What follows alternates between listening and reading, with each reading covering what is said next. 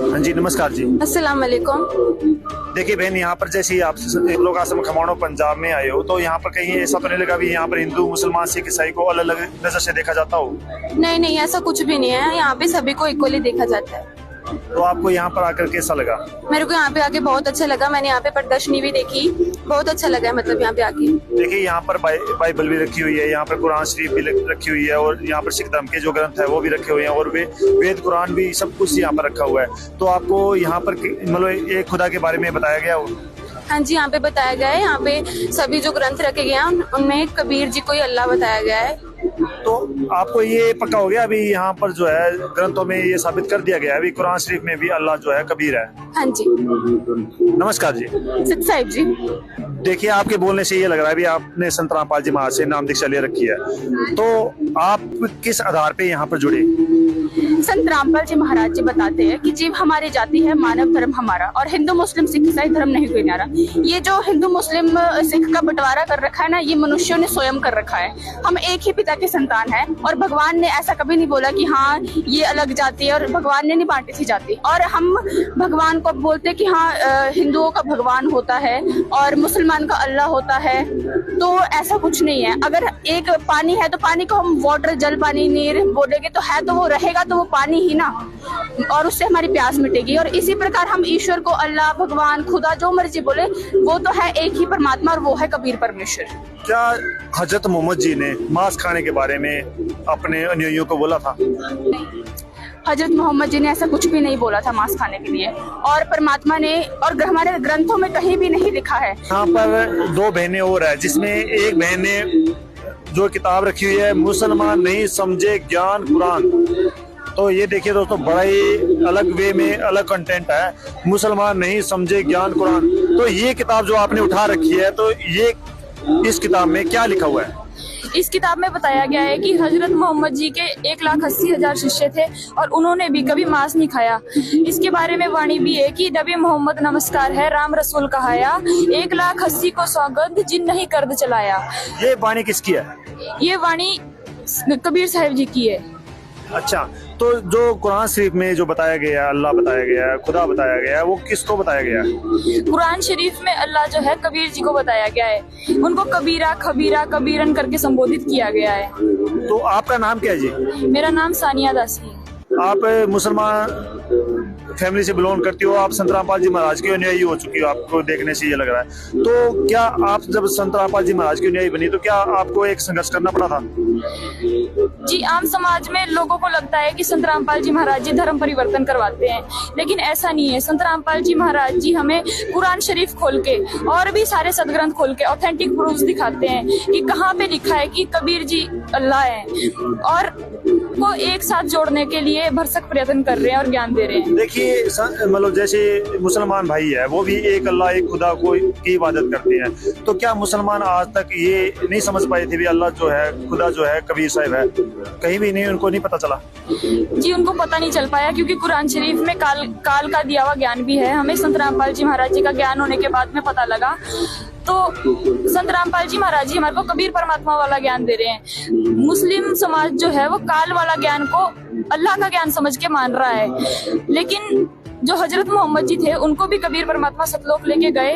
इसके बारे में बताया है कि हम मोहम्मद को वहां ले गए, इच्छा रूपी वहां नहीं रहे हो, उल्ट मोहम्मद महल पठाया, कुछ भी रजे कलमा लाया, रोजा बंक नमाज दही रे, बिस्मिल की नहीं बात कही रे। मतलब हजरत मोहम्मद जी को वहां लेके गए थे, उनके 1,80,000 शिष्य हो गए थे, जिस वजह से वो जो है मान बढ़ाई के कारण वहां से वापिस आ गए, और उनको रोजा और बंक नमाज करने का आदेश दिया था, जो कि काल ने ही दिया था एक तरीके से। लेकिन उनको उस टाइम पे भी बिस्मिल यानी कि किसी की पशु बलि, किसी जीव की हत्या करने का आदेश नहीं दिया था। तो असली बाखबर कौन है इस टाइम पे? असली बाखबर जो है संत रामपाल जी महाराज जी है, जो कबीर साहिब खुद संत रामपाल जी महाराज जी के रूप में आए हुए हैं। तो देखिए, एक बात और आपसे पूछते हैं, जैसे मुसलमान धर्म में ये मान्यता है भी जैसे एक बार मरने के बाद क़यामत के समय दोबारा उनको उठाया जाएगा, तो क्या ये धारणा सही है? ये पुनर्जन्म भी होता है? ये धारणा बिल्कुल भी सही नहीं है। पुनर्जन्म होता है और हमें संत रामपाल जी महाराज जी की शरण में आने के बाद पता लगा कि अगर मनुष्य सच्ची भक्ति नहीं करता है, सच्चे अल्लाह को नहीं पहचानता है, तो उसको मृत्यु के बाद 84 लाख योनियां भुगतनी पड़ती है कर्म आधार से, और फिर मनुष्य जन्म मिलता है। तो मनुष्य जन्म जो है वो सच्ची इबादत करने के लिए ही मिला है। तो एक बहन और है जिन्होंने, हम आपको दिखा दें, यहाँ पे इन्होंने कुरान शरीफ जो है वो उठाई हुई है। तो सबसे पहले इनसे पूछेंगे मुसलमान का अर्थ पूछेंगे, वो क्या होता है जी। नमस्कार जी। अस्सलाम वालेकुम। देखिए, सबसे पहले आपसे जो हमारा क्वेश्चन रहेगा वो रहेगा मुसलमान धर्म क्या है, तो इस पे आप क्या बोलोगे। मुसलमान का अर्थ है जो अपने धर्म के प्रति बिल्कुल ईमानदार व्यक्ति है। वो अपने धर्म से कभी ईमानदारी नहीं करे, मतलब गद्दारी नहीं करेगा। जो सच्चा मुसलमान होगा वो अपने कुरान शरीफ, अपने पवित्र ग्रंथों को ही सबसे ज्यादा इम्पोर्टेंस देगा।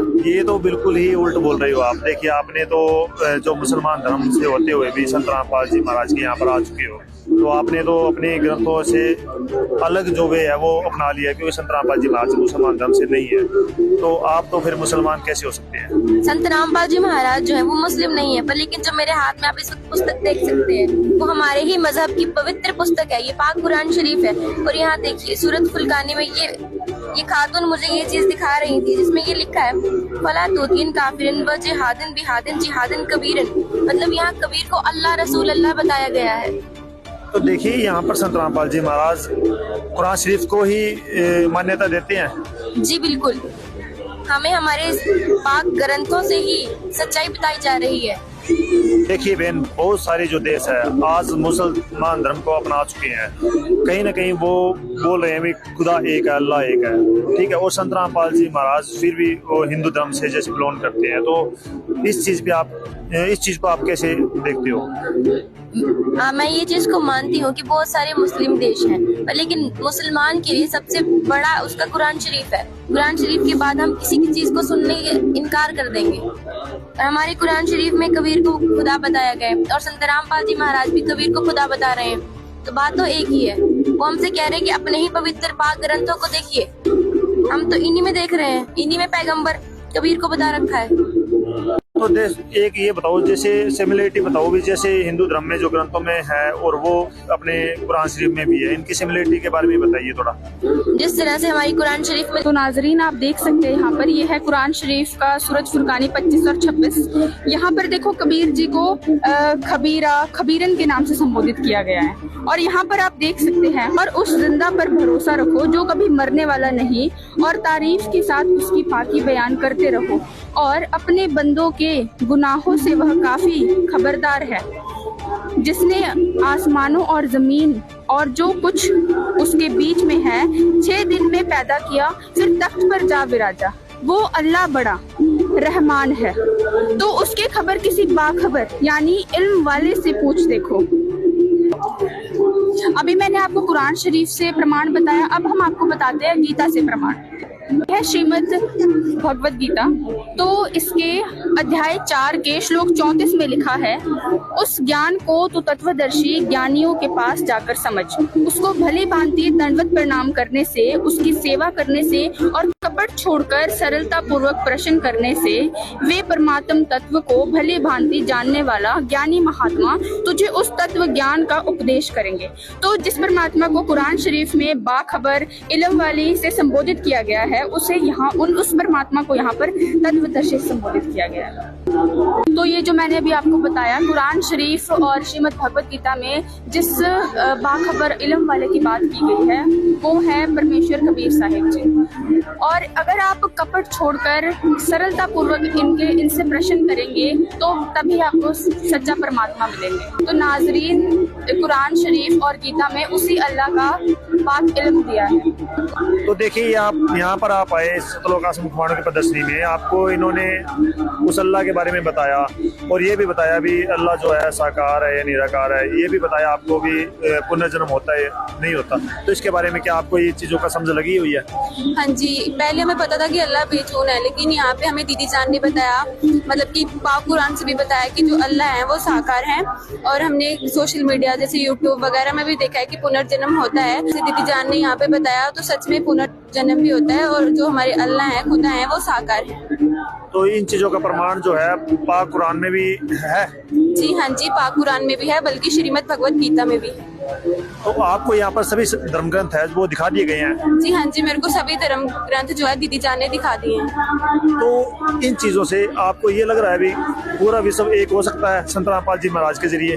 हाँ जी, संत रामपाल जी महाराज के जरिए मतलब पूरा विश्व जो है वो एक हो सकता है। तो देखिए दोस्तों, यहाँ पर जो मुसलमान बहनों ने बताया भी यहाँ पर संत रामपाल जी महाराज सभी धर्मों को एक करने में जुटे हुए हैं, तो ये भी काफी हद तक जो है सक्सेस होता दिखाई दे रहा है। तो देखिए दर्शकों, यहाँ पर जो मुसलमान बहनें हैं इन्होंने हमें बहुत बढ़िया बताया संत रामपाल जी महाराज की यहाँ पर प्रदर्शनी देख करके जैसे इनका अनुभव था वो हमारे साथ डिस्कस किया। तो हमने इनके जरिए पूरे विश्व को संदेश दिलवाना चाहते हैं। तो आप क्या कहोगे संत रामपाल जी महाराज के बारे में? क्या ये मुहिम के हिस्सा पूरी दुनिया को बनाना चाहोगे? जी, हम पूरे मुस्लिम समाज के भाई बहनों से ये गुजारिश करते हैं कि एक बार वो मुसलमान नहीं समझे ज्ञान कुरान पुस्तक जो संत रामपाल जी महाराज जी ने लिखी है, जिसमें पाक कुरान शरीफ के सारे प्रमाण हैं, उस पुस्तक को पढ़ें और खुद पहचान करें कि अल्लाह कौन है।